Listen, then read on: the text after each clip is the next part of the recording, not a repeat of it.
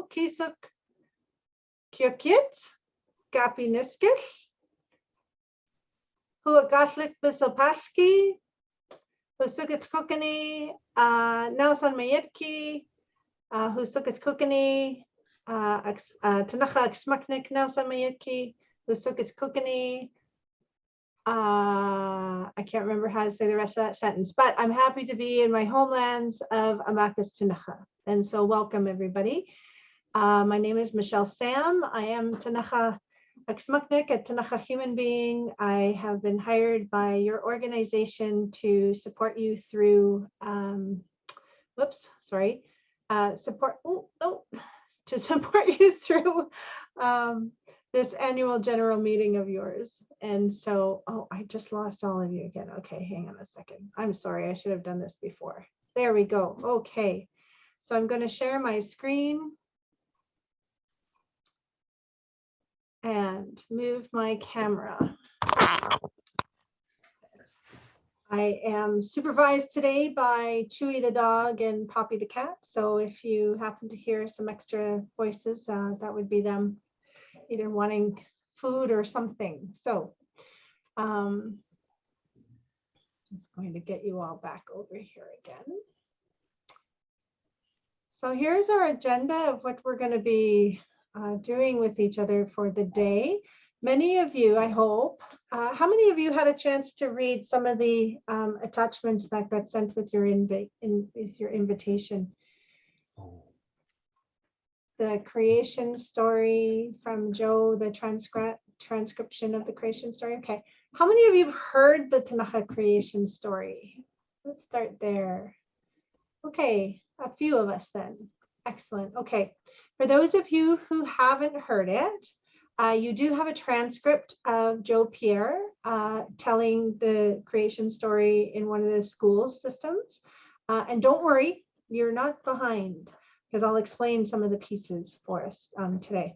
So on the screen, you'll see we've got our afternoon planned out. I'm hoping to have you all back to your regularly scheduled routines by about 3:30. And so I'm going to ask for a lot of hands up, thumbs up kind of stuff to make sure that we're still connecting and that we know what's happening next. So I'm going to turn it over to Patrick now. I'm going to stop sharing and turn it over to Patrick for our opening words for today. Patrick. Thanks, Michele. Welcome, everybody. Great to see the turnout here. And we appreciate you taking time out of your busy lives and your work schedules. We're having our Food Policy Council's 2022 AGM. And in the way that Abra has tried to guide us into sort of non-traditional AGMs, I'm really happy to say we get a chance to further our relationship with Michele A Sam here. Some of you will be familiar with her from the 2 visioning sessions we did with her this winter that will really help us in kind of guiding our strategic planning, the outcomes from that. And yeah, Michele today is going to, as she kind of alluded to, will explore the Ktunaxa creation story, and we'll probably be looking at some of the principles in that, how they relate to food systems and the work of our Food Policy Council. And Michele's facilitation is always very engaging, and she gets us all to participate. So I'm looking forward to this afternoon. And of course, we'll also address a few of the traditional elements in an AGM. I wanted to acknowledge that those of us here that are members of the Food Policy Council, that we reside on, that we live on the traditional lands of the Ktunaxa, the Sinixt, the Silk, and the Secwepemc, depending on the area that we're working from. We're sort of a broadly scattered group here in the Columbia Basin area. And with that, I just wanted to welcome us all in and ask Michele A Sam to take things over. Thanks, Michele. Awesome. Thank you. And welcome, Jay Cinemo. Okay, so I'm just going to share my screen again. And I'm going to close this curtain a bit. It's not very sunny out, but clouds can really get illuminated. Okay, so I can't see the chat, so I'm going to ask Amy. Would you take care of the chat? Would you pay attention to the chat for me and let me know if there was a question or, yeah, okay. And as we proceed, I strongly encourage you all, if you have questions or comments, by all means, let us know what they are and we can take a moment, okay? So this slide is just an introduction to me. I think you can see my cursor. So in 1998 was the first time I'd actually spent time hiking in my homelands, and this is along the Earl Grey Pass. And in 1998, that summer is sort of when the land started to work on me, the lands and waterscapes. This down here is a picture. I often take pictures when I'm out hiking along the landscapes and waterways, and I don't know if you can see some of those people. I think I showed you, some of you, this picture before in a previous session with you, but the water people that speak to me as well. This is, of course, me at the Toby Creek at the head trail in the East Kootenays of the Earl Grey Pass. The map of our homelands as we know it and as we have stories of. And here is me facilitating some community engagement at the Ktunaxa Nation Council annual general meeting, and some of our young knowledge holders who are participating in some of our land use planning and our diet studies and some of the research that I do. And so I like to think that I'm not just talking the talk, but I'm walking the talk as well and supporting other people to learn how to walk again and talk. So the Ktunaxa Creation Story is the methodology I use for a lot of my research. It's based on that principle of call to gather.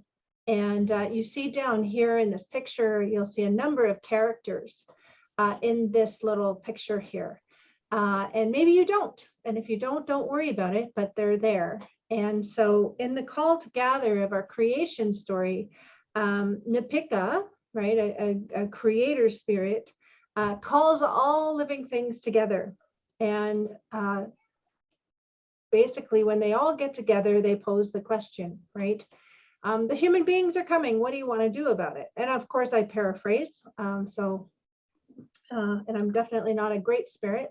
But, you know, the human beings are coming. What are you going to do about it? And then time, space, and place is given to each of the living beings, each of the nasukans of those living beings, the representatives, right, of those living beings, to answer that question. And so in understanding the Ktunaxa Creation Story as a methodology, we also, or a frame, right, a way of understanding a system of knowledge, it's also a pedagogy, meaning it's also a way to learn and to teach. Ways of being, doing, and knowing. And so including knowing our place, where we are, how that place creates people, right? Creates personality of people, culture of people, that gets reflected in language and worldviews. And so we're going to cover all of these sorts of concepts this afternoon.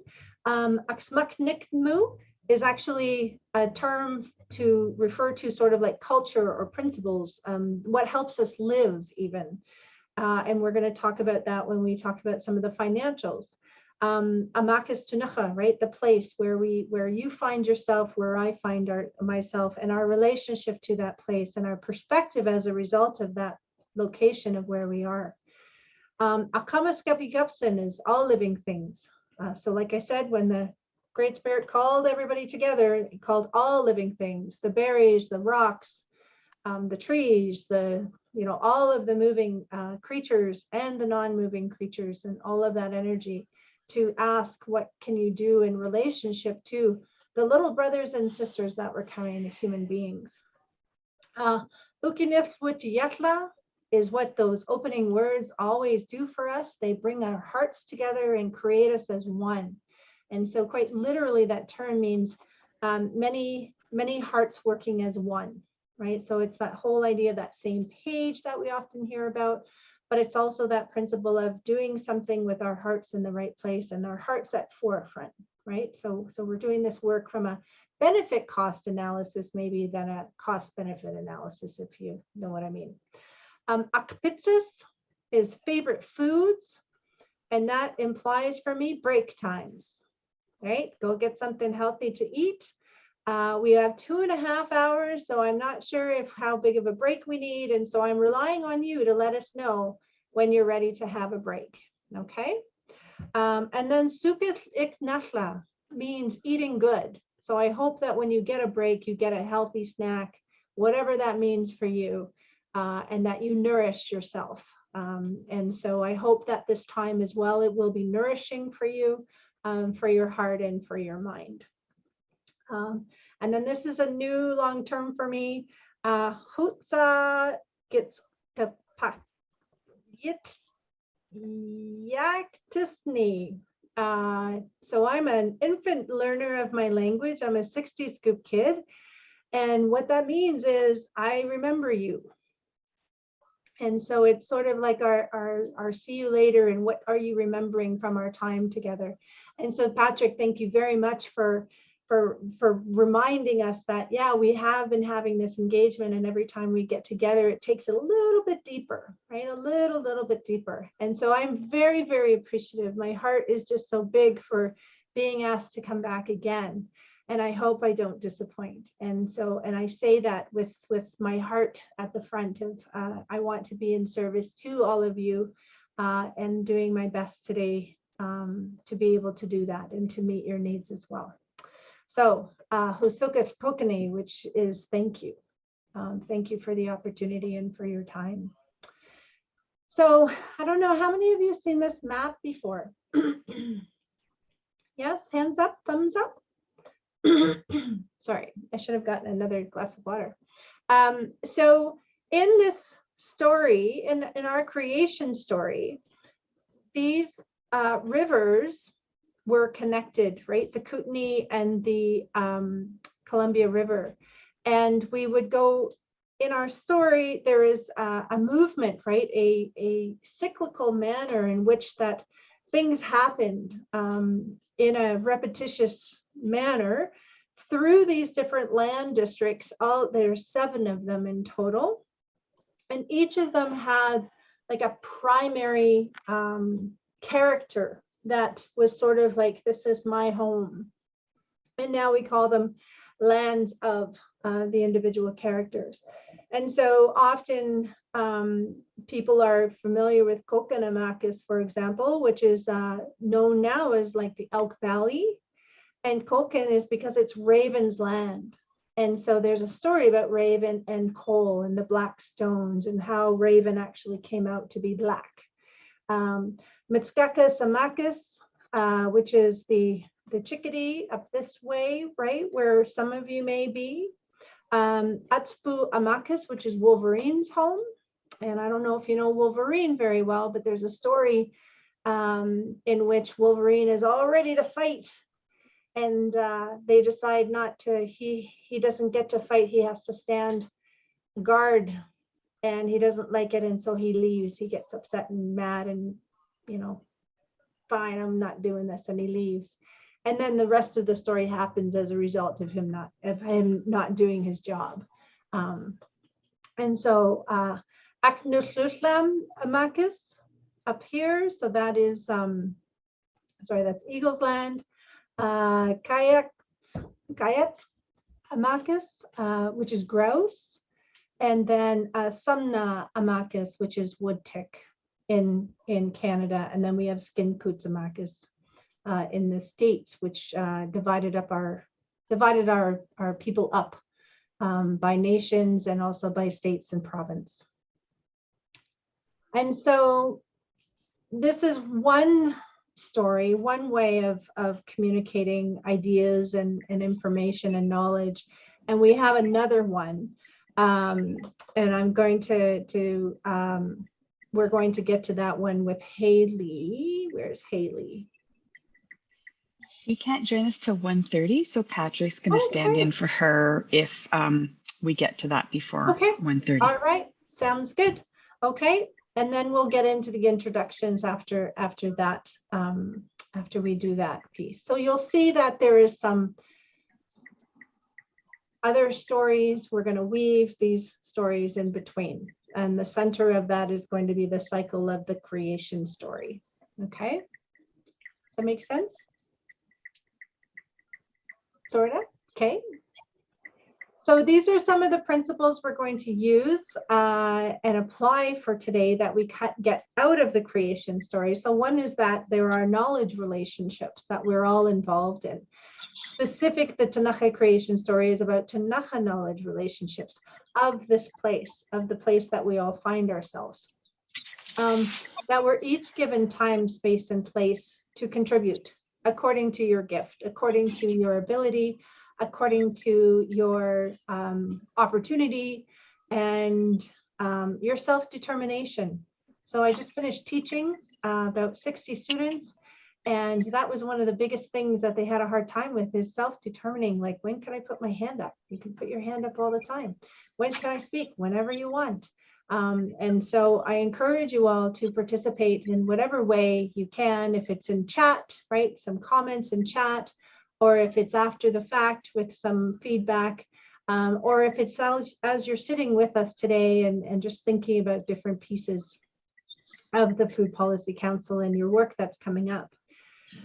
So valuing each other as well. I believe strongly that we are in a time of peace building, not just Indigenous to non-Indigenous people, but also people, human beings with all living things, including our food.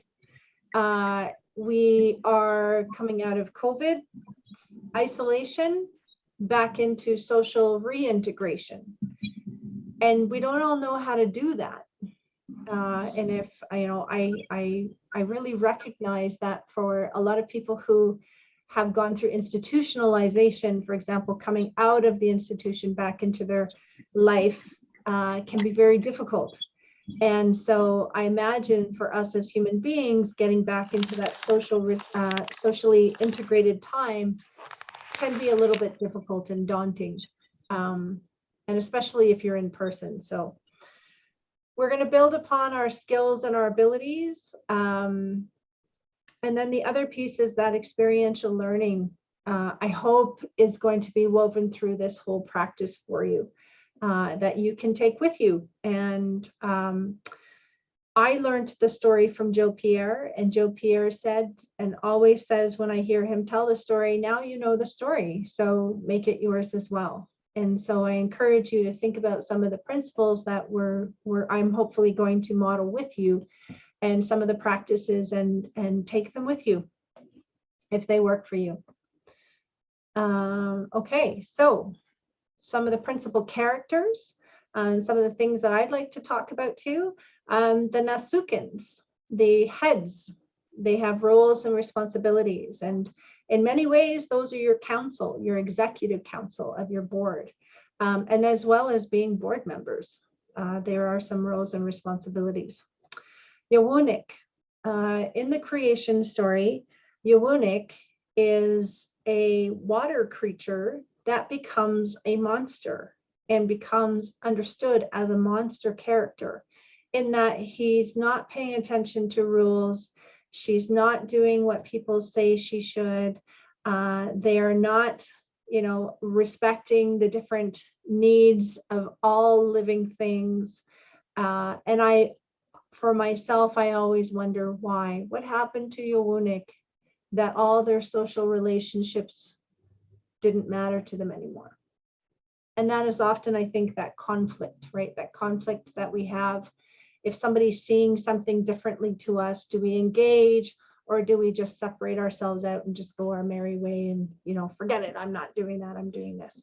And so with Yawunik, of course, out of Yawunik came the human beings, from a Ktunaxa perspective.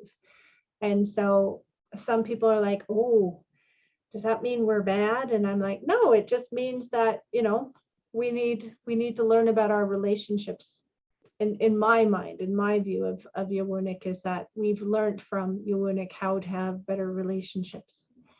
Nipikas is a term for the spirits, right? For the intention, for the spirit of being is how I like to interpret it.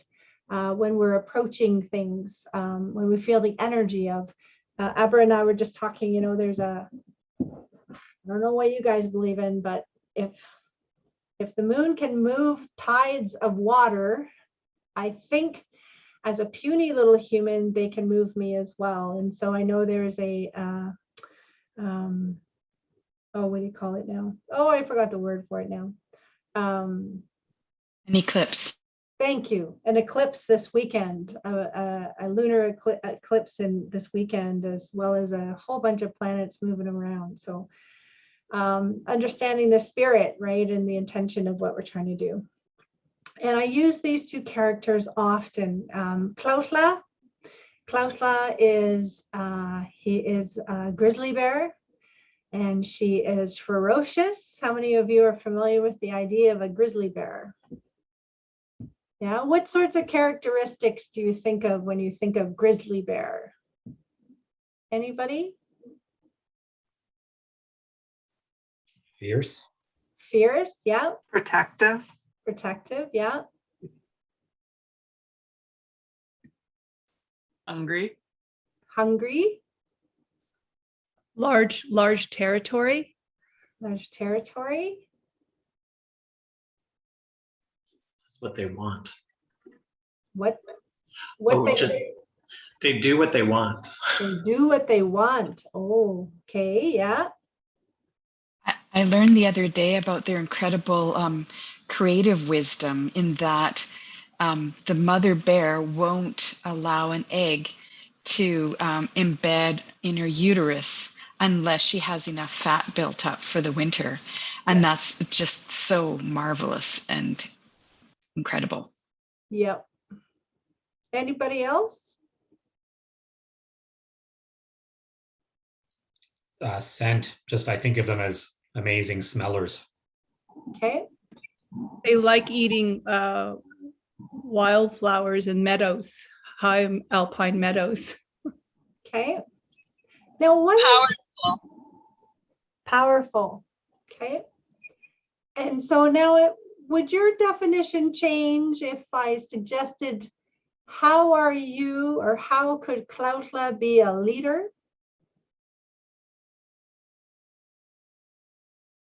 What if Ktunaxa was leader at the Central Kootenai Food Policy Council? What would Ktunaxa be like? Would you still have those same characteristics? Maybe a little less smelling.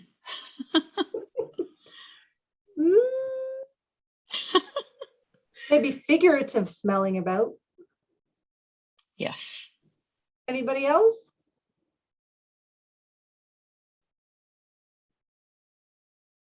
Well, I'd still think that the leader of the Food Policy Council would love smelling the wildflowers in the meadow and enjoying what nature has to offer. I think for me, the big change that comes is now I think of the nurturing role of the grizzly bear with its cubs and that more in the leadership role. So it's a different insight. Anybody else? Yeah, I thought of that too. Like all of the qualities that we identified for the grizzly bear were like these real individualistic qualities, whereas actually as a leader, the grizzly has more responsibilities. And needs as well, right? They have needs as well. And they're in relationship too. How about Insuk? Insuk is mouse. What do you think of mouse? What kind of characteristics do you think of when you think of mouse?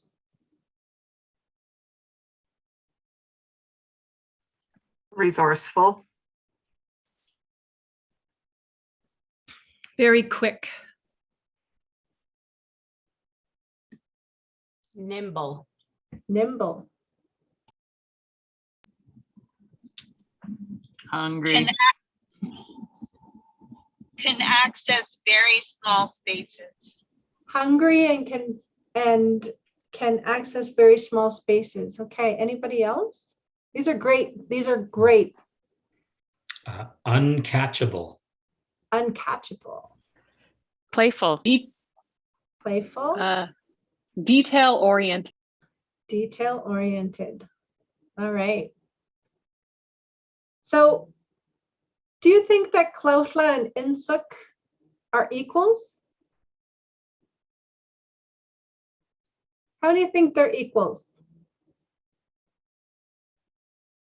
Oh, not a lot of people think they're equals. Those of you who don't think they're equals, tell us about it.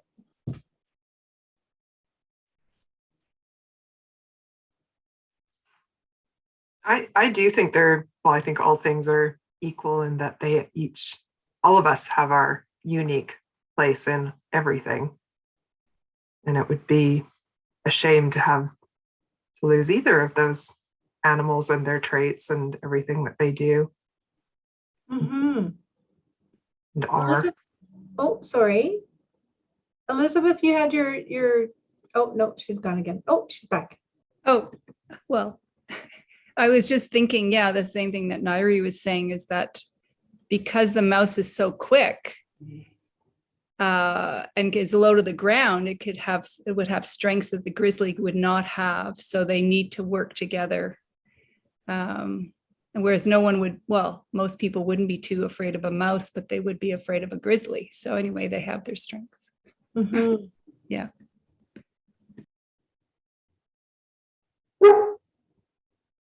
Sorry. That's my dog. Sorry, hang on one sec.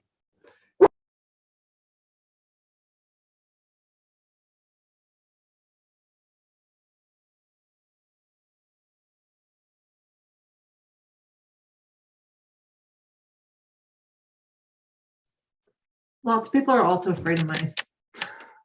Just saying. Sorry about They that. are, I know. As soon as I was going to say that, I thought, yeah, people are going to be afraid of mice for sure. But not afraid of being eaten by a mouse. No, not afraid of being eaten. Yeah. So the reason why I use those two examples is that one, in my eyes as well, right? The biodiversity, the diversity of abilities, I think one of you said, right? Working together. But I find both are very, very powerful in context, right? We have a story about Insuk where there was a court case back in the days when lawyers still brought all their papers and their court cases in those big files. And they were going to court, and the lawyer opened up the big suitcase, and all it was shreds of paper. And that was the only copy of the court case. And at the bottom was a mouse. And that Ktunaxa person that was being brought to court for hunting, for leaving the reservation, was let off because there was no court case left. And it's a really important story to understand. And I really appreciated, I can't remember who it was that said, but working together, right? Because there are things that Klautla can't do, right? Klautla needs a lot of space. But also Klautla can be loud, right? And can make movement and communicate out and let you know where they stand. Where mouse is sort of like, you don't quite know where they are all the time, right? But they're busy, definitely busy. And so for myself, it's about, know who you are and be yourself. And that is enough, that you are enough exactly how you are. Embrace those gifts, embrace those skills and abilities, and figure out, who you sit beside, who is beside you in the work that you do, and how your work flows. Because also in the creation story and in that structure of how we continue to move around the rivers and the way that we do, is there's a certain order to it, right? And when you start looking at the different animals, they're quite ordered in how they do things, when they do things, their seasons, their cultures, really, their cultures. Mouse has a culture, grizzly bear has a culture. They have favorite foods, right? They have favorite things and ways that they do things, much the same as we do as human beings. And so those are some of the stories, some of the learning that we learn, that we get from these different stories when we start to look at who is at the table, who is sitting with us, who is working with us. And so what I'd like to do now is start with the introductions. Sorry, two things. First of all, and I don't think she's here yet, but maybe what we'll do is we'll start with the introduction. So what I'd like to do is I'm going to stop my screen there. And what I think the question that we had is, how do you participate in your food system? And just really quickly, just tell us your name, what organization you're from, and what do you do, or how do you participate in your food system? And we'll just go around really quickly, if that's okay. Once you've gone, pick somebody to go next, somebody that either you haven't met yet or that you haven't spoken to in a long time. Okay, who wants to go first? I see Elizabeth has her microphone on, so I'm going to pick you, Elizabeth. Oh, okay. Well, I think I participate. I'm Elizabeth Quinn from Creston, and I participate by gardening and harvesting cherries, and also working on developing a food hub in Creston to process food and distribute food in the Kootenays. Thank you. You got to pick somebody to go next. Jeff Nemo. Thanks, Elizabeth. Hi, everyone. I'm Jeff Nemo with the BC Ministry of Agriculture, and I've just recently started as our Kootenai Regional Agrologist. So I'm actually physically currently in Abbotsford, but have been working back and forth a little bit, but as of end of today, should be mostly full-time in Abbotsford, packing things up here. But how I've participated in the past, I think a lot of my work tended to focus on the way farms interact with the environment and how we improve farmers' environmental practices.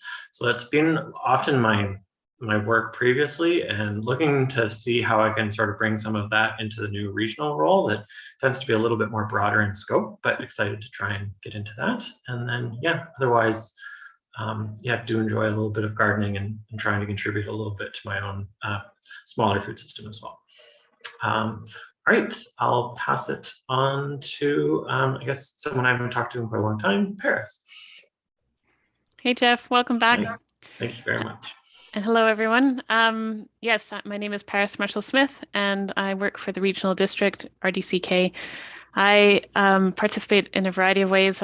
We have our plants that are hardening off. I just planted some kale into the ground, and the peas are emerging, which is very exciting. So I am a grower and then also a consumer, avid consumer, and then also work through my position at the RDCK to support and celebrate local food. And I will pass it on to Jen.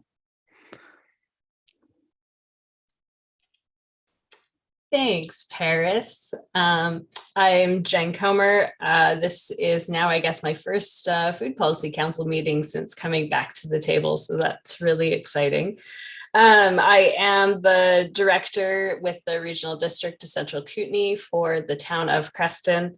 So I have been participating in our food system since I moved to Creston in 2010 to run our farmers market, and have watched that grow and change and support our local farmers and food systems, and have been active in the political realm of securing funding and providing direction to make sure that we are supporting our growers and our food processors. So very excited to be here, and I will pick Patrick.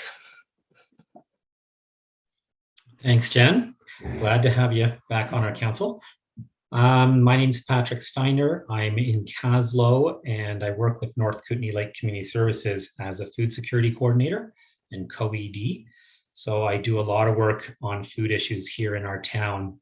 Lots on the farmers market that we run, our food cupboard programs. Actively right now, a new seed library that we have up and going. We had over 20 sort of citizen seed growers last year, and we're distributing all that seed right now and have been for the past sort of 2 months. That's a lot of fun. And just involved in other food security initiatives around here. Thanks. I will ask Alice to speak, one of my favorite farmers. Thanks, Patrick. Patrick used to farm too. He doesn't talk about it much anymore. He's been farming longer than I have. My name is Alice Ford. I'm in the Slocan Valley. I run Ravine Creek Farm with my husband and our wonderful staff and kids. And how I mostly participate in our food system is through farming. We grow vegetables on 2 acres in an intensive market garden style farm. We've just recently made the switch to no-till, which has been really exciting. And just in the last couple of years, with the intensification of the wildfire season here, I've been thinking a lot more about how I'd like to, just personally and also as a business, how we would like to engage with climate change mitigation more. So this past year, we began a process with the BC Wildlife Federation of maybe having a wetland rehab project on our land here. So I'm feeling really energized. We've been farming for a little bit over 10 years, and I'm definitely starting to feel really energized about what the next phase of farming is going to be for us. And the 2 main things that come up are ways that we can support Indigenous communities in revitalizing food systems and our own work as land stewards, and how we relate to Indigenous communities, and also with climate change, and the 2 are very much interconnected. So that's the big blue sky ideas. We're not sure how it's all going to land, but definitely that's what's been growing here on our farm. And I'm going to pass it to Amy. Thanks, Alice. Hi, my name is Amy. I'm the communications coordinator for the Food Policy Council. And one of my favorite ways to engage with the food system is foraging for mushrooms. And I will pass it to Tara. Hi, I'm Tara. I definitely, as soon as you said, how do you interact with the food system, I thought, eat. I'm an eater, and I do a lot of like creative cooking for a very family with lots of different dietary interests and needs. So yeah, that's my personal story. And then I work for Interior Health for healthy communities. So in my work, I also interact with food systems as I do a lot of community development around food systems in the West Kootenai and the boundary regions. And I will pass it to Mandy. Hi there, I'm Mandy Lunin of foodbusinesscoach.com. This is my first Food Policy Council meeting. Thanks for having me observe. I am new to the area. I packed up my life in Ottawa and moved out here in 2020. And I help folks negotiate their distribution deals with grocery stores, fix up their social media presence, kind of unpack all the stuff that comes along with being a food-based entrepreneur. And I'm absolutely smitten with this community. I'm in Warfield, absolutely smitten with Trail and District. Love everybody who I've been meeting and getting to know. Nairi and I met in February, and just so cool everything that's been going on out here. And the way that I interact with the food community is I do some volunteer work with the Trail Farmers Market. And last summer, I helped develop a program that's free. So teenagers get vouchers to come shop at the farmers market, and then they have to cook something using those items based on a theme I've created, and they don't get credit until it's on social media. I also have a no social media thing too, if people aren't down with that. But it was really fun and really successful. And we're going to do a year 2 this year with a second class. And the kids who finished last year are going to go on to a second year that's a little bit more challenging.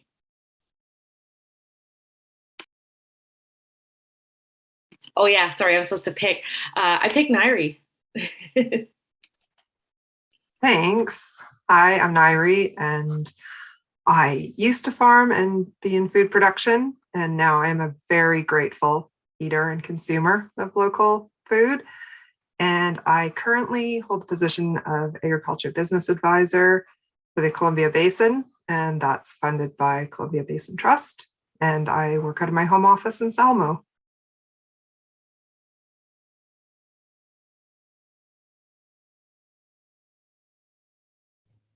So you've got a Sorry. choice of, Haley, I think, hasn't gone yet. no, Haley hasn't, Ramona hasn't, Abra, I'm going to wreck your name again. Maria. Maria. Maria. Maria. Okay, Maria. Okay, they haven't All read right. it. I will call on Haley because that was the name that I saw first. Yep.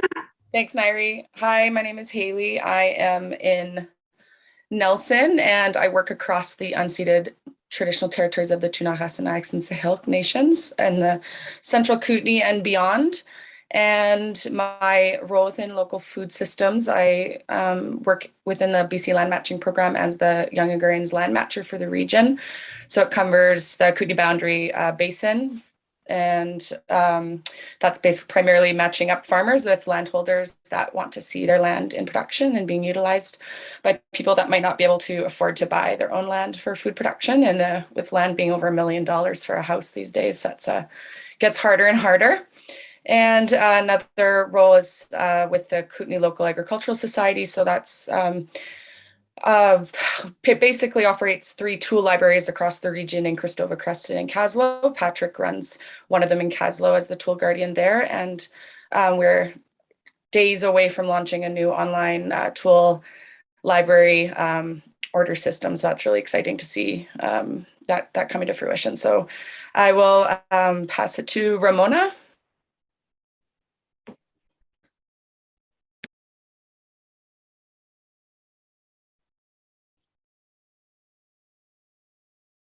Oh, Ramona, are you there? There you go.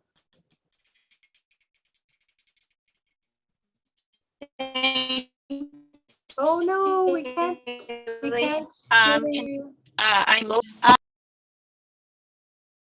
don't think this is going to work, Ramona. You're breaking up. Okay, well, would you like to add it in the chat? maybe I end of this. Maybe. Sure, I will. Okay. All right. Maria, would you like to go next, or would you like to add it to the chat? No, I can go now. Okay. Hi, everybody. I'm Maria. I'm excited to be joining your organization. And like Patrick said, I've just had dental surgery, so I've got a swollen face and it's a bit hard to talk. So I'm kind of keeping it black for now and not going to speak too much. But I am an eater. I am a gardener. I really enjoy sourcing my food locally and connecting with farmers or producers who have who've made food here in the area. And over the years, I've done various bits of work that that are related to the food system. Wonderful. Thank you. Abra? So I'm going to go a little bit outside the box here. My role in the food system, which is going back 32 years, is to be part of the frog family. Since I was a little kid, I've been fascinated by frogs. I just love the fact that they start as tadpoles and then transform themselves and become something so different and marvelous. And I used to chase them and collect them and play with them when I was a kid. And I see my role in the food system here. I've just done all kinds of different things to try and set the stage so that those little tadpoles can transform into the frogs that we need in our food systems. And I've done that through a host of different contracts and positions over the years, and basically anything that I can think of doing that can help set the stage for a thriving, resilient region where we can all live and eat well. So that's my role. And I am stepping out of the executive director role at the Food Policy Council probably fully by June. And I'm pretty excited about having some new leadership with the Food Policy Council. Thank you. Wonderful. Wonderful. Thank you. So I'm going to go back to the agenda just to share it really quickly. Thank you, everybody, for introducing yourselves. And do you all know each other? I think it's a mix. Wonderful. So because you're not going to get to know each other unless you keep introducing yourselves to each other. And then one day you're going to be outside the Zoom box and you're going to be like, aren't you, didn't I see you, right? Because we're getting back to that social integration. So I hope if you do see each other in one of the other places that you spend time, that you'll be able to go, oh, right, yeah, okay, good to see you in full body, in 3D.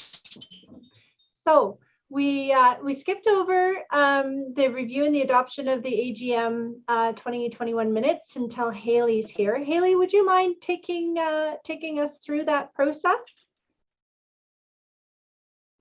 If you're still there. I'm here. I'm digging through my email trying to find minutes I sent last year because I don't have them in a recent email. So I'm just trying, okay. I don't. We'll come back to you while you do that. Okay, great. Okay, so let's go back to Tara. Where is Tara? There you are. And you have a motion on the table then regarding new council members. Would you like to lead that? And I'll stop sharing. Yes, thanks. So we have 2 new council members joining the council. Jeffrey Nimmo, who we met today. Hi, welcome. And another new council member is Jessica Chant, who isn't here today. She is the executive director of the Nelson Community Food Center. And so I'd like to make a motion to accept the new council members. I'll second it. Thank you. Who is the first? Jeffrey Nimmo, am I saying it right? Yes, thanks.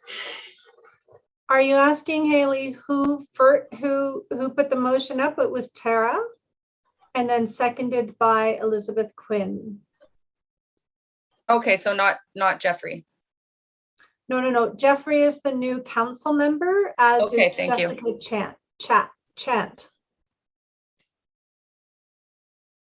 Am I correct in that, Tara? You're putting that motion forward? Yes. Okay. Thank you.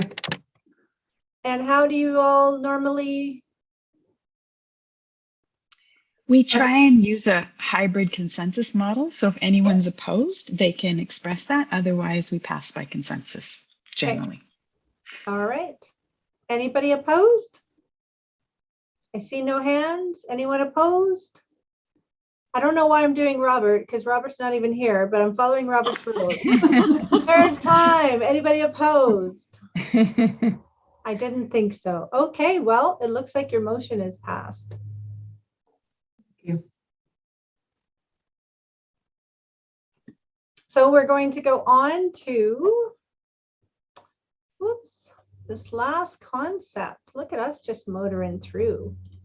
Hey, maybe I should say, Michelle, sorry, I'm not super familiar with how motions go and things like that, but like if there's anyone else who is not currently a member of the council and is interested in becoming a member of the council, they can always reach out to any of the executive on the council. Is that an appropriate thing for me to say? Yes. Great. Okay. All right. Thanks for that, Tara. Haley, how you doing?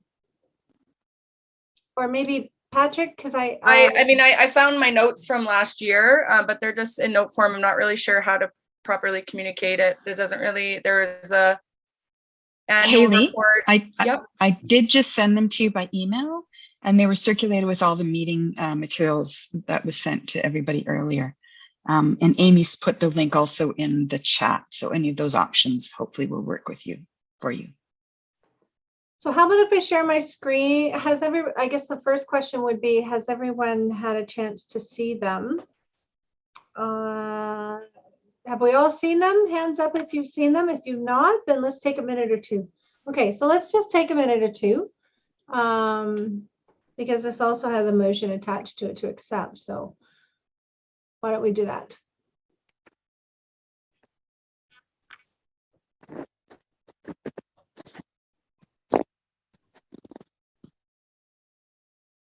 And I'm assuming looked based on all your faces that you can all open the link.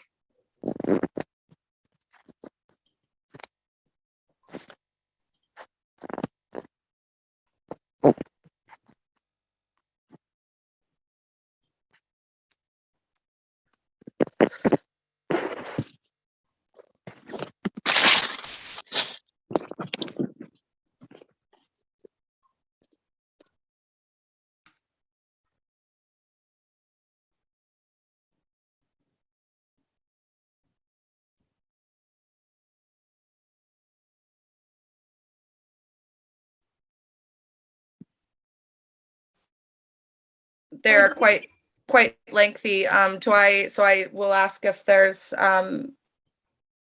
start the motion to accept the minutes from 2021, if everyone's had a moment to take a look over the screen share. Yes. I would make that motion to accept the minutes from 2021.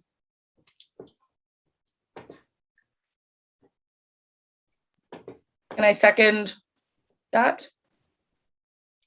I'll second. Okay. Yep. Okay. Any opposed? Oh, sorry. I guess I should say accepted. Do you vote on your minutes too on these motions as well? Or We just ask if anybody's opposed, and you don't need to do it 3 times. We kicked out Robert a long time ago. Okay. I thought we did, but I just wanted to check. You never know where he's lurking. I just want to say in the chat here, sorry, bad reception spot. My experience in food systems currently as NRDCK director is to support Food Policy Council and Kootenai Boundary Farm Advisors and to protect farmland and watersheds. Personally, I grew up on 50 by 100, I would say, acre, not sure, garden and give produce away to emergency food programs. That's from Ramona. I'm not sure what the 50 by 100 measurement is. I don't want to say feet. I think it's acres, but I could be wrong. Maybe it's miles. Wouldn't that be lovely, right? 50 miles by 100 miles. Okay. Anyways. All right, on to the next piece of the agenda. These are the jokes. Anybody need to find, go have Sukis Iknatla? For the minutes, yes, there was.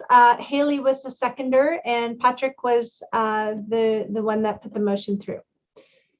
And anybody need a break? No? Okay, we're just moving along. All right, so let me get back to my PowerPoint slides here. Now, Atzmaknikmu is that idea of what helps us live, right? What helps us do the things that we want to do or need to do. Often people will translate that into being like culture, right? So knowledge, information, the things you need, intangible and tangible. Intangible like systems, knowledge systems.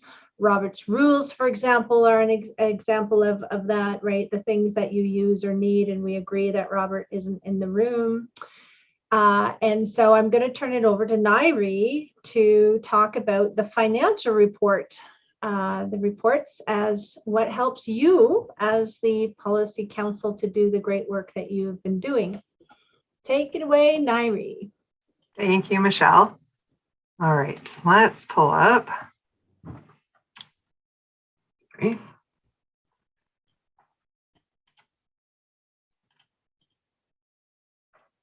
Okay, so as I often tell my farmers, financial statements are really just the story of your resources and what you did with them, where they went.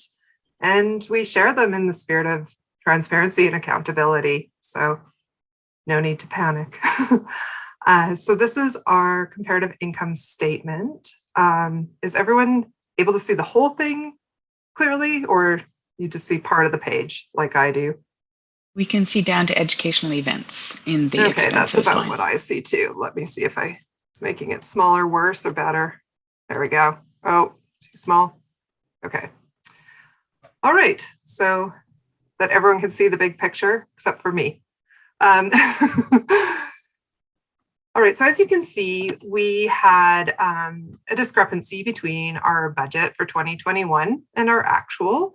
Quite a bit of this can be accounted for not launching the Forest Values project in 2021 as anticipated, but this is where we're at now. And so we had in 2021, the actual net revenue $64,037.09. And we had our total expenses at $69,190.32 with a net income of minus $5,153.23. So yeah, there was definitely a little less revenue than expected for 2021. And if anyone would like to ask any questions about this income statement, please feel free to unmute yourselves and ask. I don't think I can see the chat right now, so. This is Elizabeth. Did the funding come in for the forest values project and is going to be used in 2022? Is that what's happening? We had, pardon me, just have to quickly look at my notes. We had, I believe, 63,000, or sorry, reversing that, 36,000 in real estate foundation money for the forest values project. And another 6,000 from the RDCK directors, which is currently, as you'll see when we get to the incomes or the balance sheet, that is our deferred revenue. And yes, so Elizabeth, when we get that matching financial contribution, then that service will be able to be rendered in 2022. Hopefully. Okay. Yeah, just wondering. Oh, and I would just also like to acknowledge that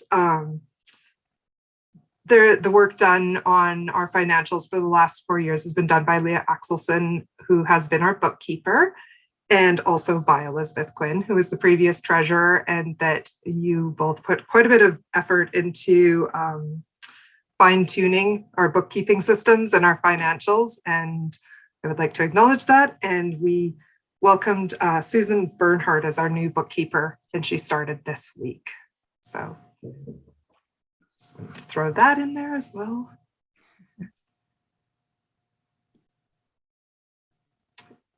Any other questions about budget? And certainly as we go into 2022, ABRA has committed to fundraising so that we can get back to a net positive balance for 2022. Okay, so let me just start sharing. Thank you. Oh, sorry, were there any further questions on that, you guys, before I continue on? Okay, so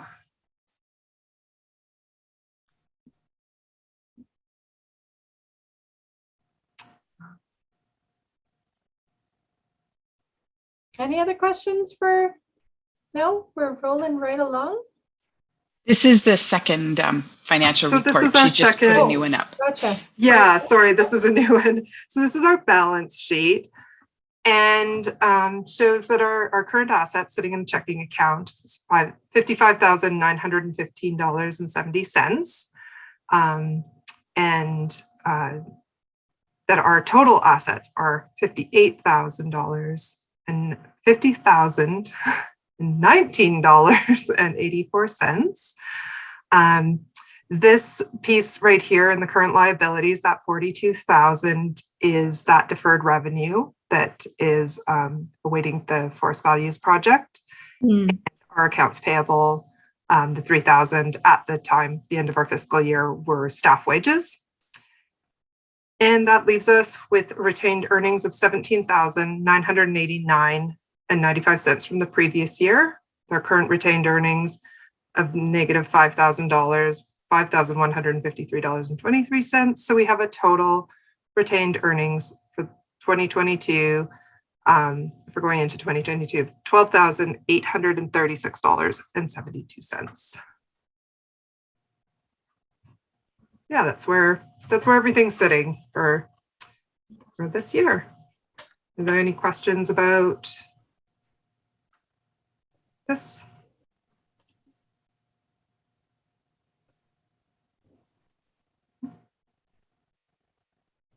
We're good? I think we're good. I'm not seeing anything in the chat either, so I think we're good. Okay. All right. Thanks, everyone. All right. So back to that agenda.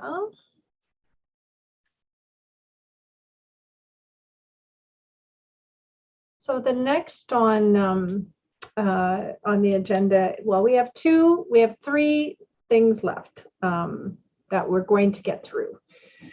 One is if there is a call for board members. Now, I'm not sure if it's position-based, Abra, or if it's just a call for your board members as a whole. We'd love to welcome some new people to our board. So this is a group of people who are a subset of the council that meet an additional 5 times a year. Haley is stepping down at this point, as is Mick Wilson. And they've both been a really important part of our council board for the last number of years, and we will certainly miss them. But we would welcome anyone new. The positions of secretary, treasurer, and president are already being held by 3 of our board members, and I think they'll likely continue. Well, Tara just took on the role of secretary from Haley. And so if anyone wishes to join and not have a lot of additional responsibilities, but have more involvement in the inner workings of the Food Policy Council, we would certainly welcome that. So let's just open that up if anyone is interested. How large is your council on a regular basis? How many members on your actual executive council or your executive board? We usually have 4 to 5 members of the board. Okay. Is there anybody here that's interested? Oh, you can't. Sorry, that was my cat. Oh, darn. I know. He's very cute. Does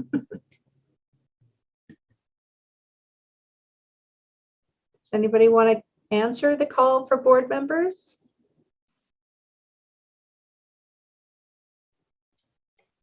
I see we have Montana Burgess joining us. Hello. Hi, apologies, I'm late. No worries. Would you like to do an introduction and we'll catch you up really quick? Sure. My name is Montana Burgess. I use she, her, or they, them pronouns, and the executive director of the West Kootenai Eco Society. Still recovering from COVID, excuse my voice. And we run the Farms to Friends program, which connects low-income households across the region with local farmers and local food every week. Thanks for having me. And again, sorry I'm late. Absolutely. Wonderful. So we have gone through most of the agenda. We are actually right now at the call for new board members. If you're interested, Montana. Not to put you on the spot. This is always the challenge, right, of governance. My own experiences of this is right, you get the busiest people to support the work at the executive level because you know it's going to get done because they're so busy. That's all they do is they just work really hard all the time on everything they're doing. So I hope that encourages you. I always think it's an important opportunity as well to get the inner workings of how your organization works as well, right? Just looking at your board and the membership and hearing all the various different skills that you have, it might be something to think about in your long term about what skills to bring or what skills might you be missing on your executive in the long run, right? What are the various different skills? And I really appreciated, I think it was Nairi who said that, yeah, there was a lot of effort, for example, with Elizabeth and Leah working around your financials and bringing those skills in to set you guys in a right, restructure yourselves and reformat. That's wonderful. So anyone, I don't think we have to stick on this point, right, Abra? Yeah, and we do have two members who weren't able to join us today who are considering it. So we might have to follow up with an email to the council to approve them. But I think we do need a motion. Annika Roche and Rachel Rusin. Maybe a bit of a long shot, but they're considering it. And we do need a motion from someone who's not on the executive to adopt or approve the 3 board members who are standing. So that's Patrick, Nairi, and Tara.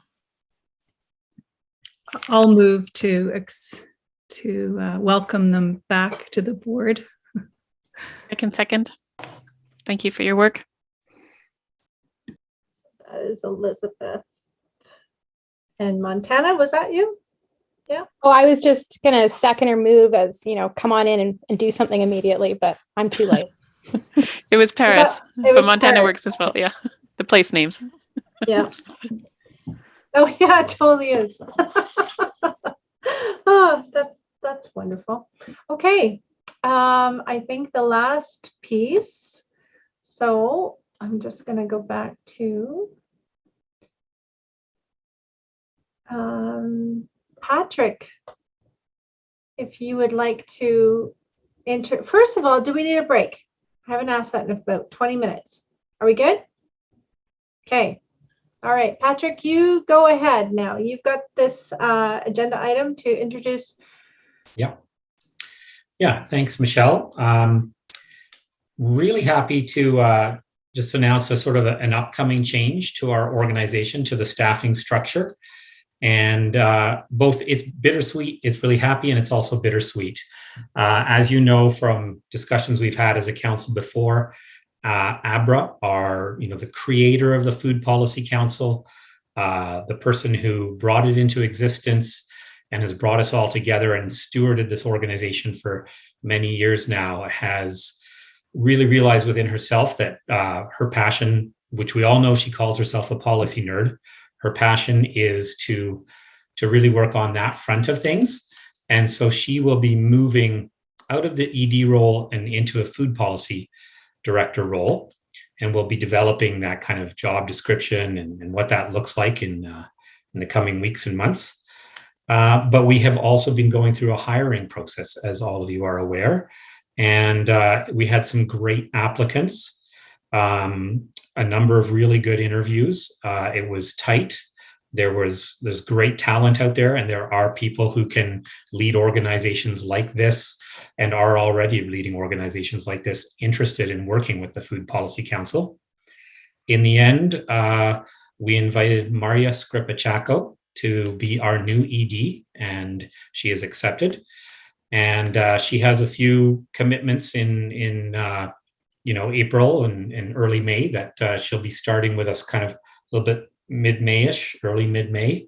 And there'll be a bit of a transition time as she works with Abra to take the reins. But we're very excited about it. I think many of you will know Maria personally from her work in food systems here. She was formerly an ED of the Nelson Food Cupboard, and she helped it transition into the Nelson Community Food Center.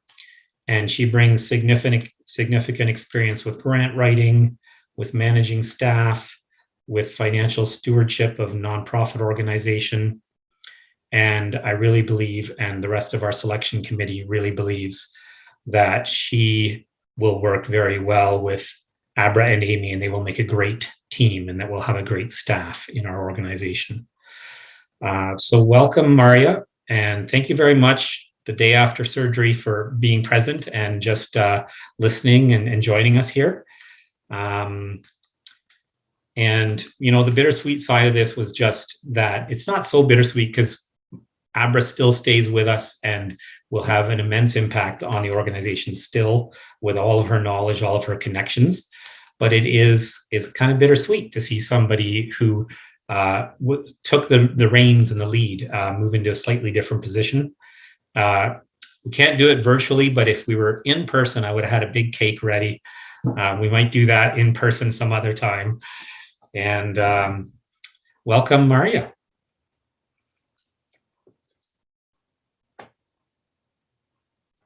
Maria, I know you're not feeling 100%. Do you want to say any words at all?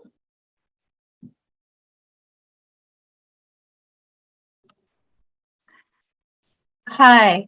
I'll just be brief because it does hurt to talk, but I'll just express that I'm very excited to be joining the organization and getting down to work fairly soon. I was really impressed both with all of the work that the council has already accomplished with such a small staff and small budget, and I'm inspired by the plans going forward of working on some. I'm not sure exactly how the council is phrasing this right now, but food justice, values, and decolonization work. So that is exciting for me to join in as well. Wonderful. So I would like to take a moment. Thank you, Maria. And what I'd like us to do is, and this is a very typical thing, and no, we're not in person with the cake, but we can still do this. I wonder if we would each take a moment and give some gratitude and acknowledgement for Abra in the work that she's done. Any way that you want to, if you want to take a few minutes and share your best Abra moment. I have a great story. Excellent. Well, Let's go. One of my favorite stories, and Abra, I've been meaning to tell you this story any old how sometime. Yeah, I was like, no, next time I see Abra, I got to tell her this story. Abra was one of our very first customers on our very first day at market a bazillion years ago. And we kind of knew each other a little bit just from around town because Eric and I had already been here for a number of years before we started farming. But I definitely remember I had this pitiful, teeny tiny little table with a little sprig of this and a sprig of that. And you bought broccoli. You bought broccoli and green peas, and you complimented me on my display. I was like, yes, Abra Britton likes my display. So that's still very much in my mind. That's, yeah, our first day at market. So thank you. It's been a pleasure working with you all these years. I look forward to continuing to work with you. Anybody else? Ramona? Yes, I just would like to say that Abra is a co-conspirator of the very best kind. We co-conspirated with Amy Watson, our chair now, to try and get the Food Policy Council accepted at the regional district and funded through various people. And then we co-conspirated on the meat regulation. And it's been a heck of a lot of fun to go out and see things that you seek out actually transpire, because in the nonprofit food world, that doesn't happen all the time. And so I look forward with Abra focusing on policy now that maybe we can go forward and move some more tough things through the hole. So there we go. I love that word, and I spell it co-conspirator. I'll just share that. Yeah, I'll just share that across Interior Health, I have colleagues who work with various different food policy groups or food action groups. And when we have our meetings, and I like relay what's happening here in the Kootenays or things like that, that always comes back with this like, oh yeah, but well, you have Abra. Yeah, like you guys have Abra. There's only one Abra. So I just thought I would share that your name Abra is, it's like people celebrate your work a lot across the Interior Health region. And what the Food Policy Council has become because of your great leadership.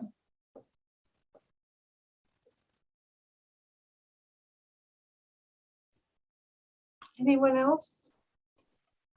I'd love to share that I first met Abra when I was joining the Kootenai Organic Growers Society as a farmer, and her brilliance, her understanding of food policy, her seeming knowledge of what was happening with every organization impressed me so much and inspired me to join on as council members at various things and to push myself harder to get outside of my little farm and food family system and work more for the community. And you're always a huge inspiration and just the most lovely human to be around and chat with, and make great treats. It's awesome. I love it. And yeah, look forward to continuing to work with you in whatever capacities we always will be. Thank you. Anyone else have a good Abra story? You didn't warn me about this, Michelle. Well, you know, sometimes I think it's really important. Again, it's a Ktunaxa principle that often, you know, we give gratitude and we speak to each other. We celebrate, you know, we celebrate the good that everyone is doing, as well as the cycle, right? Very much a cycle, right? Expanding, excite, and moving, right? And continuing to work with each other, even if our roles shift. I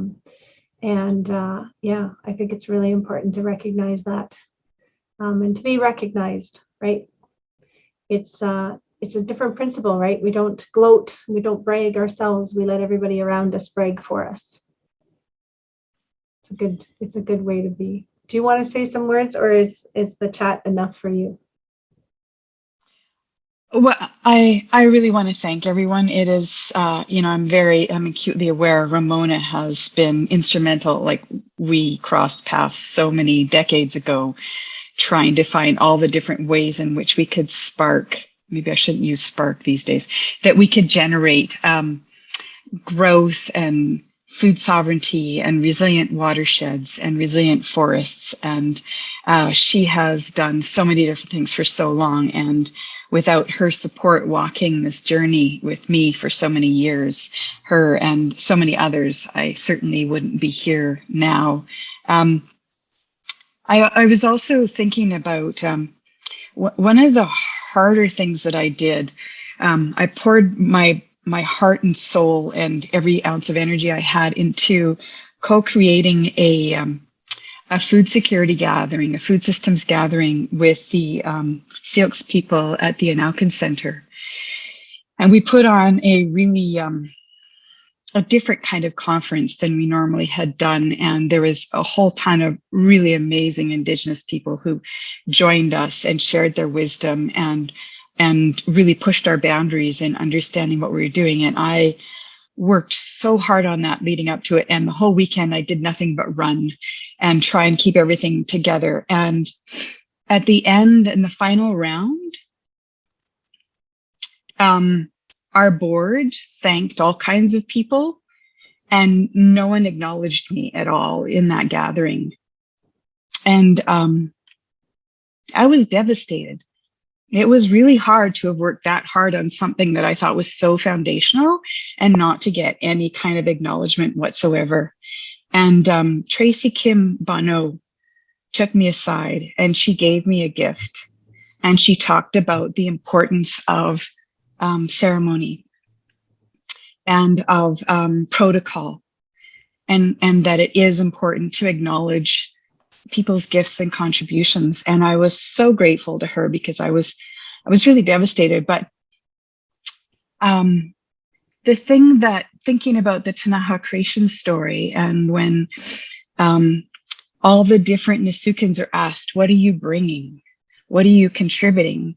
And I feel kind of like the deer, because I don't know how to not care passionately about this planet and all its beings and its ecosystems. And so I don't know how to say no very well. And I don't know how to slow down, even though I desperately need to.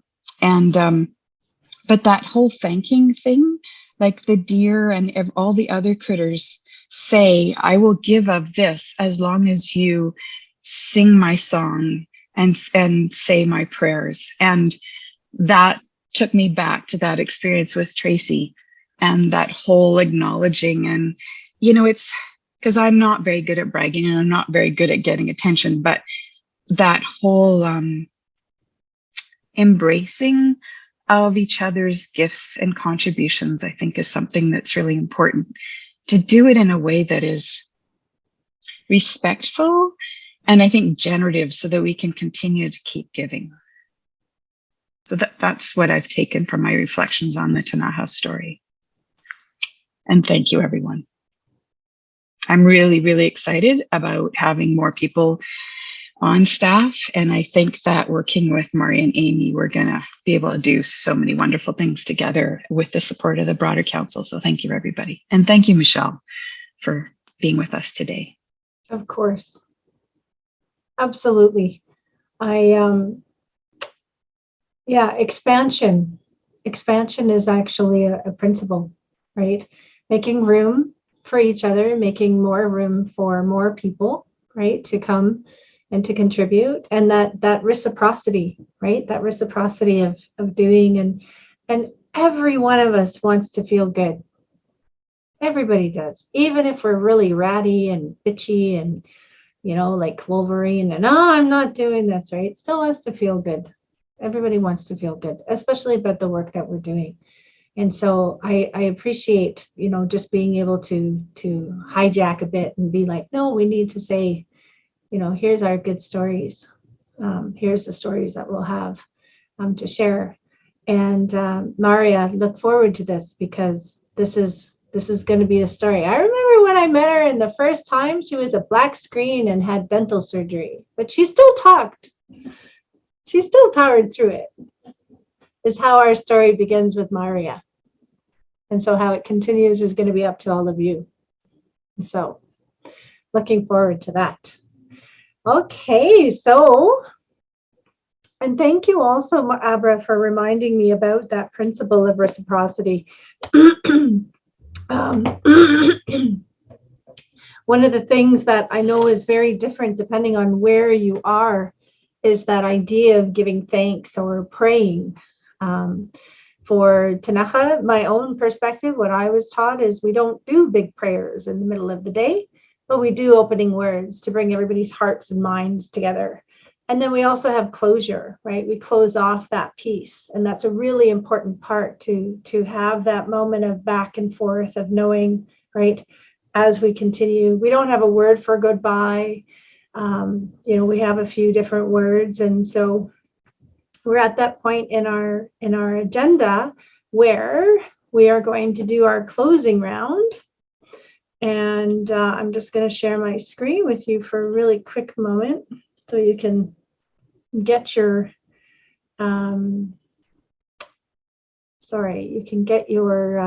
question or your answer ready for you, and I'll do a little bit of da da da da. I'll be the music in the elevator while you read the question. But one thing that you will take with you into your next year's work in food systems. So thinking about this AGA, thinking about what you've learned about each other and about the movement, right? And how you might bring that into your next year. And Husa gets Pietisni.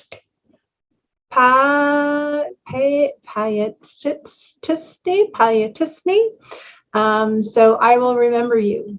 And so I don't know who wants to start, but I'm going to stop sharing my screen, and then you can respond with an answer to this question. Does that sound good to everybody? I think I'm starting to lose you guys. All right, who wants to go first?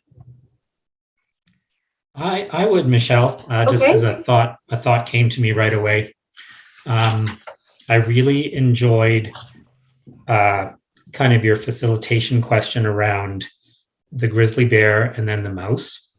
And I enjoyed it because it just kind of sort of shocked my mind into thinking. I think often in the traditional, maybe it's a Western view, or the kind of hierarchy, right? So to me, the apex predator, the grizzly bear, so much bigger and more important than the mouse. And that's just the mindset I've grown up in. But your way of asking and framing those questions made me think about them as equals and having so much important things to contribute. And that's kind of made me think that way about food systems right now. So I think that's what I'll take forward into 2022 and the work that I do. I already see examples of it in one example is like we operate a farmers market coupon program here through our organization, and it's supported through the Ministry of Health, and they kind of fund just little coupons. They're all $3 each coupon. They're not a lot. And they're given to pregnant mothers. They're given to seniors living on fixed incomes. They're given to families with children who are in low income. And they bring them to the farmers market, and they tell us how much they enjoy being able to support those farmers by giving them those coupons. And it just makes me think of a mouse that comes with it can only bring a little piece at a time, right? And that's what these people bring. But then it makes a huge impact for the farmers and the food producers, the artisans, food artisans that are receiving them, because it adds up pretty fast. And at the end of the day, they've got an extra $400 in their pocket from those little coupons. So yeah, it just makes me think that little people doing small things have big impacts in the end. And you don't need to be the big kahuna all the time to have an impact. So thank you for that. Do you want to pick somebody to go next? Sure. How about Amy? She's good at communications. She can say something. Thanks, Patrick. I also really appreciated that story, and I think the broader message about I think just acknowledging people for their innate strengths, skills, and abilities. And I know on a personal note, where I get myself into a bit of trouble is when I compare myself to other people and what other people are doing, and judge myself harshly for not being good enough at this or doing enough of that. And so one of, I guess it's an ongoing practice, is to catch myself when I'm doing that and to stop doing that. And so, just hearing the Ktunaxa Creation Story and how easy it is for me to see that with animals and understanding their innate strengths and abilities. And so how do I apply that to myself? And I feel like the story is a really different way of looking at it than I'm used to, and has been a really helpful way. So I'm going to bring that with me, I think, into, my personal life, my family life, and also my work life in food systems and beyond. So thank you for that. And I will pick Nairi to go next. Patrick's comments made me tear up a little, so I'm still like, what Patrick said. Actually, Michelle, I felt very inspired by your slides that represented you. I used to spend a lot of time in the wilderness and almost all of my waking time outdoors. And over the past 2 years, out of necessity of this job I have, I've been in this spot a lot. And I feel like moving into food systems this year, I do want to spend a little more time working on my own systems. However, I need to set those up for my long absences in the summer. But reconnecting in whatever way with the wild places and the cultivated places, and nurture myself along with the farmers that I'm so fortunate to get to work with all the time. Thank you. And I will select Tara.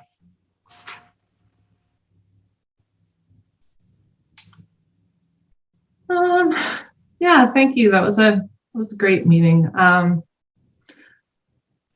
I too was really enjoyed the grizzly and the mouse activity and thinking about those things. And I think I'm just left with feeling like really excited about entering this new year with Maria in the team, and looking at the qualities that she will bring and how our leadership team will is going to grow with a different skill set, and how all of the skills are going to complement each other. And I'm just really excited about the impact that that's going to have on how the food policy council moves forward. So yeah, I'm just thinking about that. So thanks. I will pick Elizabeth.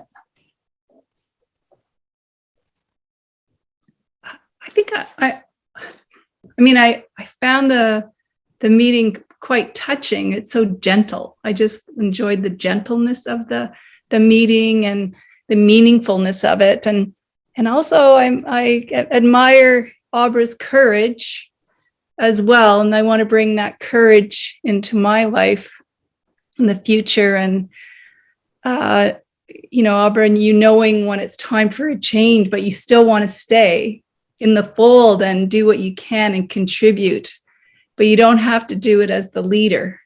So you can lead in those areas that that you are able to at this time. So I think I'll take that into 2022. Thanks, everybody. Who will you pick to go next, Elizabeth? I will pick Haley.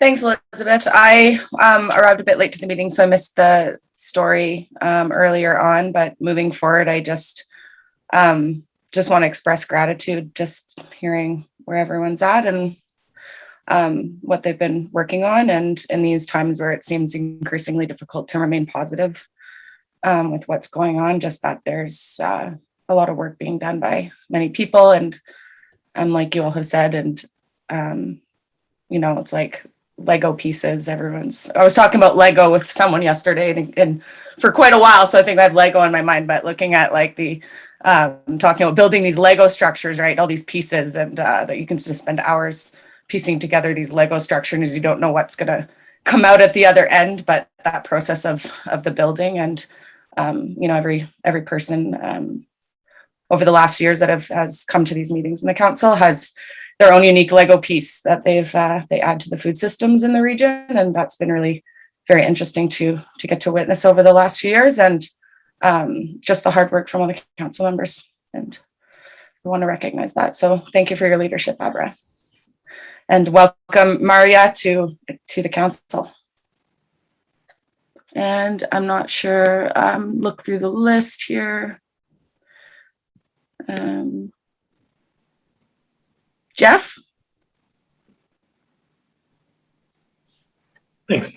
I suppose I wasn't around for last year's meeting, so missed the full creation story was new to me, but definitely appreciate it as this is a region I've lived in before, but to have that different perspective on it shared was really something I enjoyed watching and then getting a bit of a refresher today. And I'm hoping that kind of sense of new or a new way of discovering and looking at things, whether it's through that story or just starting into new roles in this move back to the region, is something that I can kind of carry forward for the next year. It's a nice mix of discovery, excitedness, and new. So thanks. Yeah, that translates for much longer than just the next few weeks and into the full year. All right, I think next on my screen is Alice. I don't know if you've gone. Thanks, Jeff.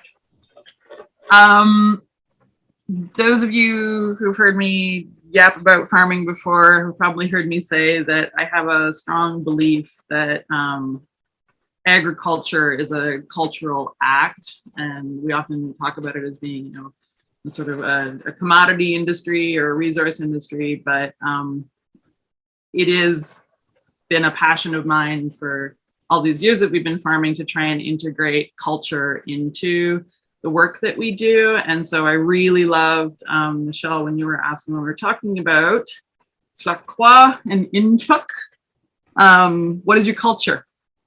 And so I wrote down so many of these Ktunaxa words. I'm so grateful to have an opportunity to learn some of these words that come from this place that are culturally relevant to this place where I live and work. So that was this awesome piece that came out of, oh yeah, culture, right? Here we are. And then also listening to all of you speak just now about this new way of doing meetings and possibly this new way of being a council and renewing our culture as policymakers and as people doing this work. Whoa, wow. So that's, I still, from our last meeting that we had with you, Michelle, there was one, it was a comment from one of the other participants that I've been carrying with me, where you had your views of the mountains, and there was a road and a river, and the gentleman who was participating from Proctor, whose name I can't remember, Don maybe. Anyways, he was talking about the road is something you have to walk down and the river is something that carries you. So, man, I don't actually remember the last time I went to a board meeting where it was like, wow, it was so poetic, and I just been carrying this with me. But, oh, that's amazing. So I really, yes, wow. What is your culture? This new way of being with culture. I love that Nairi called the budget a story that we're telling with numbers. So thank you all for exploring this new way of, possibly doing this work that we do. And that, the very first thing that I wrote down, Michelle, when you asked, what are you going to take with you, is space for new work, new directions, making space. And I immediately, our family watches a lot of nature documentaries. We're serious David Attenborough heads. And there's one documentary that's got a big tree falling in the Amazon rainforest. And they talk about how these enormous trees, when they naturally come down, open up all this space for understory plants to spring up and to grow. And so it's a natural part of the cycle, is how we make space. And that's very much relevant to me in my work right now, and possibly new directions for my work. So golly, thanks everybody. Amazing, thank you all. And welcome, Maria, thank you. Really glad to meet you for this first time. Oh, you forgot to pick somebody else. Is Ramona the only one left, or? Oh, there's lots. Okay. Jen hasn't gone, Abra, Paris, Sure. Mandy's gone, Ramona, Montana. Ramona. Thank you. I think you can hear me this time. Yes. Excellent. I'm sitting in one place. I think what I will take with me, and thank you for the grizzly and the mouse, is I'm wondering how I will move forward and contribute. As a regional district director, you can sometimes exhibit grizzly bear tendencies, the full gamut and range of those behaviors and emotions and values. And I may not be a regional district director after October. And so I will be looking to see what the strength of the mouse is, but the mouse shall retain a grizzly spirit. So I had my drive home to think about that. And so I will be looking for all the small holes and good things to chew on after I'm not sort of busting into chicken coops anymore. So thank you so much, Michelle, for that. It was a lot of food for thought, because I'd obviously been thinking about it, but I hadn't internalized some of my maybe fears and misgivings about choices. So yeah, or inevitabilities. So yeah, it helped me to frame it in a way that I'll be looking for those small holes and good things to chew on. So thank you. Well, who will you pick to go next? I am going to pick Paris. Paris left, so you have to pick somebody else. I am going to pick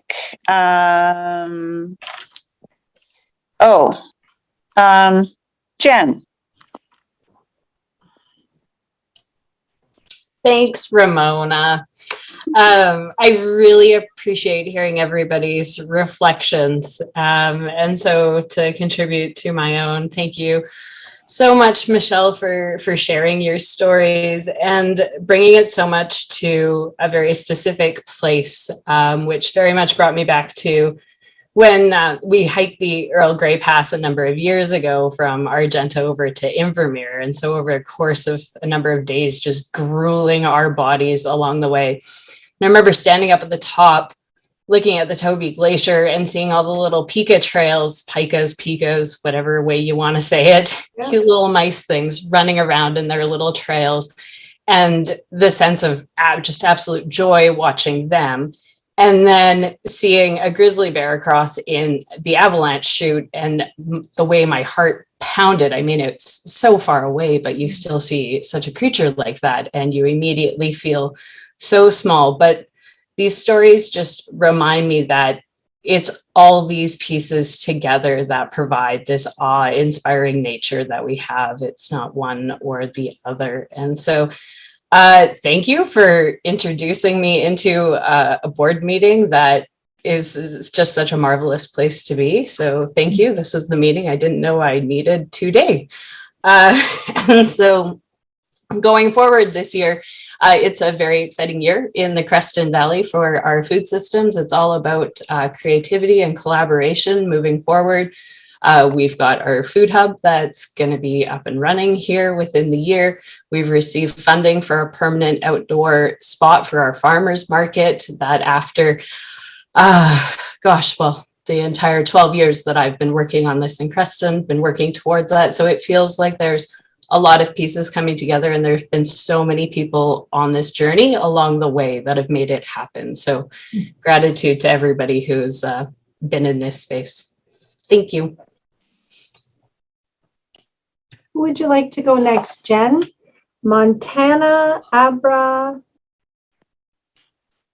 Thank you. I'll go with Montana and save Abra for last, if that's where we are. We also have Hannah Starr.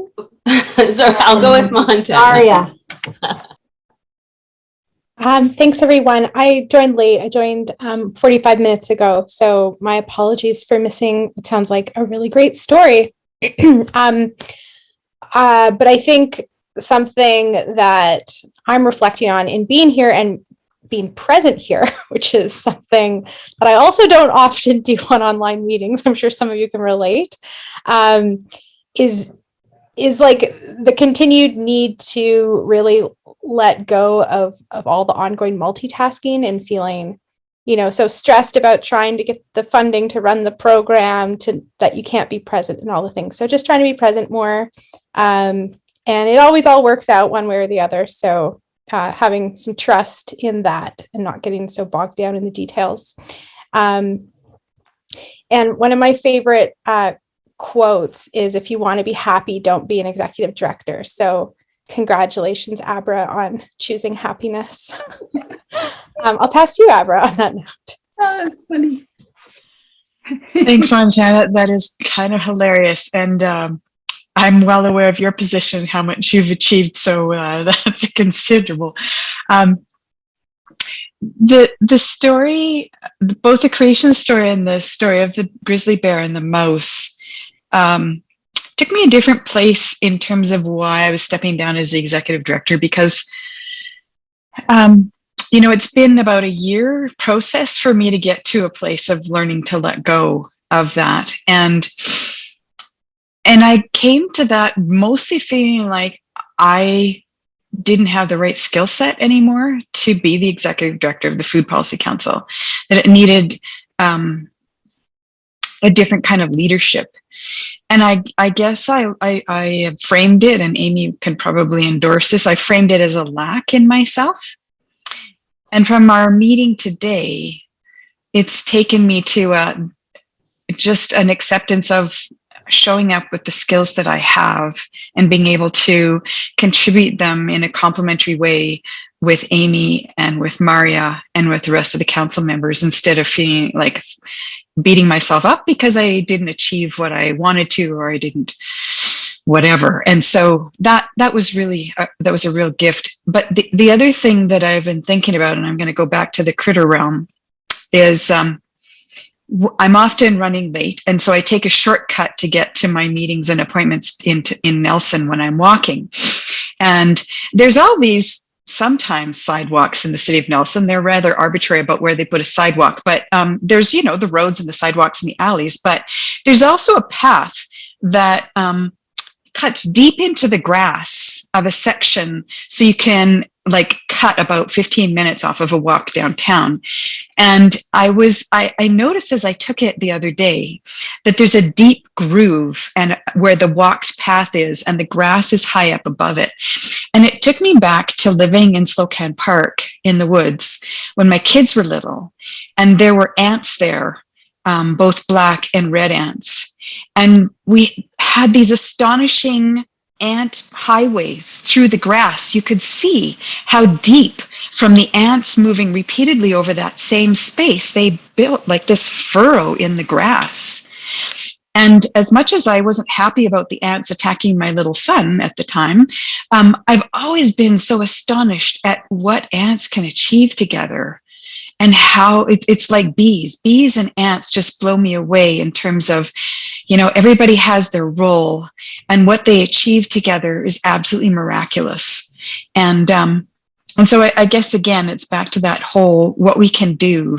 Doesn't matter if we're little teeny tiny ants or just one human amongst a sea of, an abundance of creatures, and on a planet that's struggling, we all can be the ant, helping create that highway to what we're trying to achieve together. So thank you. That's what I'll take forward. And Hannah, I know you've just joined us, and I'm not sure if you have a clue what we're doing. Maybe Michelle can give you a bit of information, but I turn it over to you. Hi, I'm so sorry that I'm late today.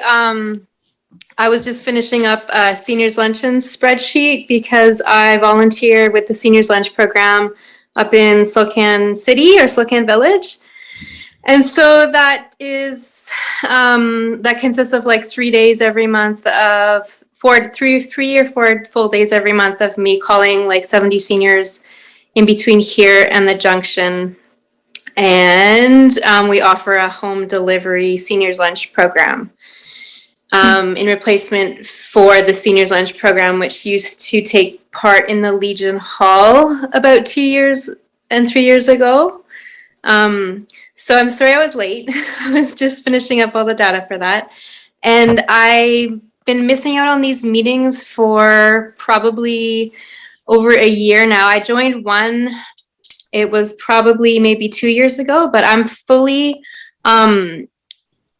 interested in how we can all work together as communities, and I definitely have a deep interest and passion in food and farming and all things great. And I'm sorry that I missed the session. Good part is it's recorded. Okay, good. Yeah, that's great. Take a look at that then. Maria, I think it's you next. Yeah.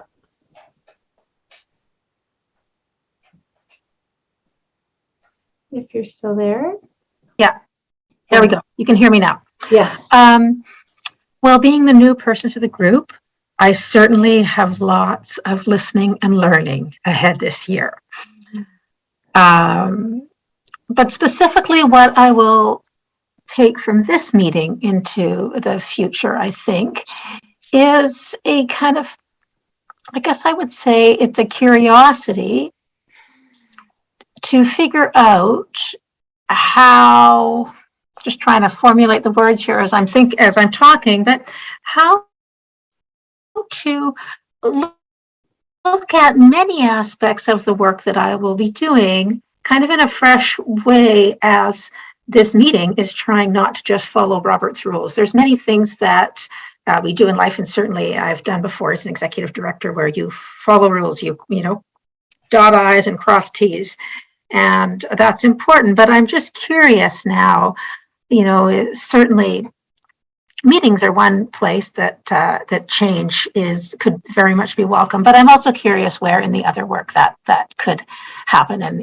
is that even possible with pitching to funders and grant writing and such. So I really like the idea of changing things up, not just for the sake of change, but thinking about how these are just old ways that we've always done things, and they don't need to be. I mean, sometimes yes, you absolutely have to follow rules to